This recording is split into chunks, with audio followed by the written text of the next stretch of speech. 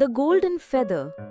One day, the queen was taking a walk in her garden when she found a big, beautiful golden feather. Then she met a little man. He said, "If you give me that feather, I will give you 3 big diamonds." "Sorry," said the queen. Then she met an old woman. The old woman said, "If you give me that feather, I will give you a necklace of 21 pearls." "Sorry," said the queen. Then she met the king.